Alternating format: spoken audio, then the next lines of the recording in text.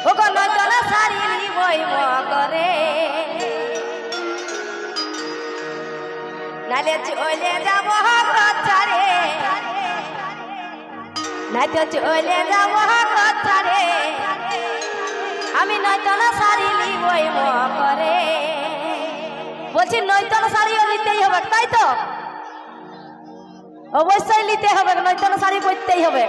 বছরে একবার পরতেই হবে নয়তন শাড়ি মকর ডুব দিয়ে তারপরে সে পুণ্যা করে দাও ঠিক আছে ওগো নয়তন শাড়ি নিবই মকরে নাইতো চলে যাব গছারে